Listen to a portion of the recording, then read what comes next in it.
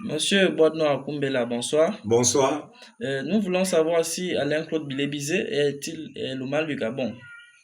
Merci.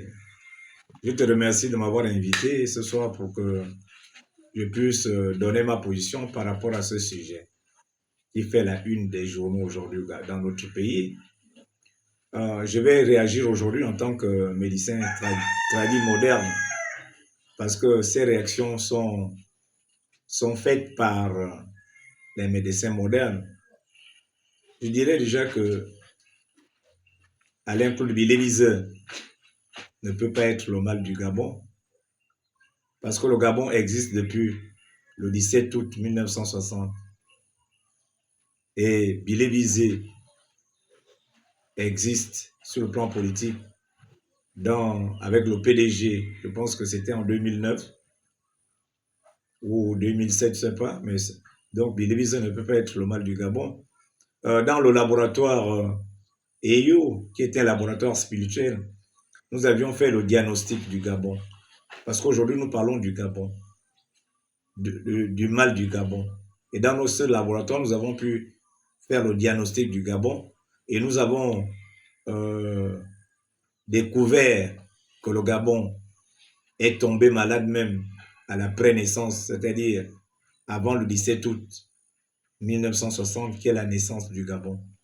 Et c'est le pouvoir politique français qui est à l'origine du mal dont souffre le Gabon aujourd'hui.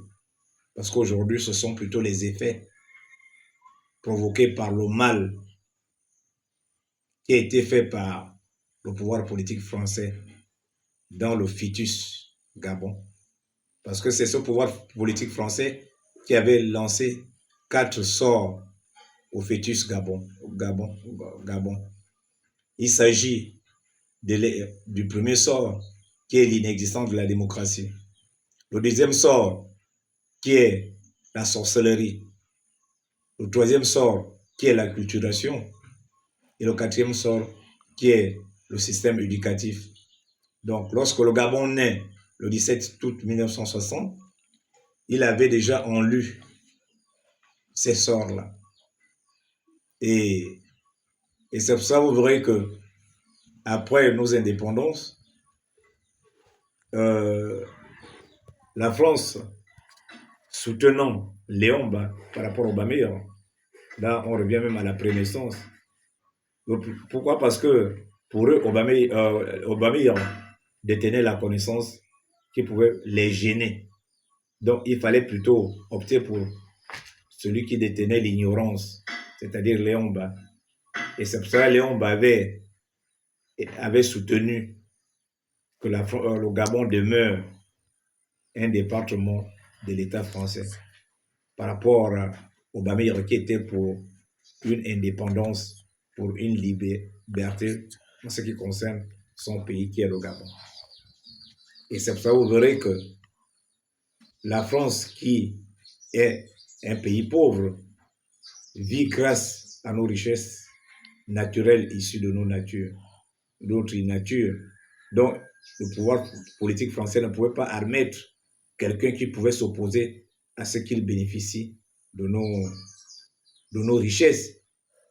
Parce que l'indépendance du 17 août 1960 n'avait pas permis à ce que le Gabon devienne libre. Parce que pour être libre, il fallait que nous soyons indépendants et libres parce que les accords qui nous lient à la France ne permettent pas à ce que le Gabon soit libre. Le Gabon demeure dépendant du pouvoir politique français.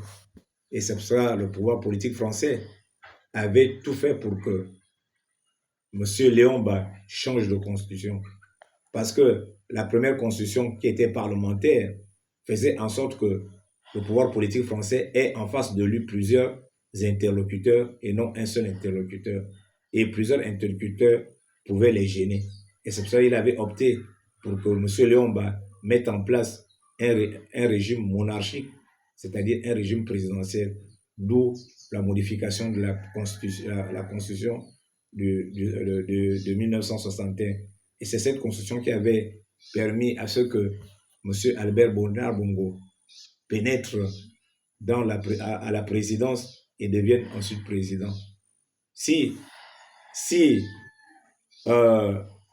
le Léon-Ba n'avait pas accepté le régime monarchique, c'est-à-dire le régime luciférien de 1961, nous n'aurions pas eu les effets actuels. Donc les effets actuels sont dus au système français qui a été introduit dans notre pays. Donc dire que Alain-Claude Bilébizé est le mal du Gabon, c'est plutôt méconnaître les réalités du Gabon. C'est plutôt se comporter comme quelqu'un qui a perdu son discernement. Parce qu'il faut connaître la différence fondamentale qui existe entre la cause et les effets. Donc, si les Gabonais veulent un changement, si les Gabonais veulent que le Gabon recouvre sa guérison, il faudrait qu'aujourd'hui, nous puissions revoir les accords qui nous lient avec l'État français. Il faudrait revoir les accords qui nous lient avec les sectes et religions importées. Il faudrait aujourd'hui que nous puissions privilégier nos langues naturelles qui sont les barrières. Il faudrait qu'aujourd'hui, nous puissions mettre en place un système éducatif qui fera en sorte que nos enfants deviennent ce qu'ils sont et non des devenus. Parce qu'aujourd'hui, le système éducatif gabonais est des devenus.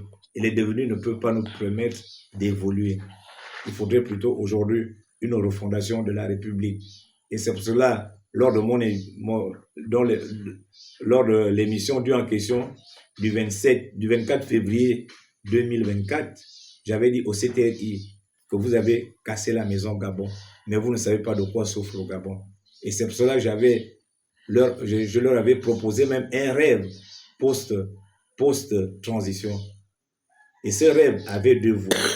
La voie qui mène vers la lumière, qui est le nouveau Gabon, et la voie qui mène vers la félicité, qui est le Gabon nouveau. Mais malheureusement, nos frères du CTRI ont opté pour un nouveau Gabon, c'est-à-dire aller vers une lumière ténébreuse.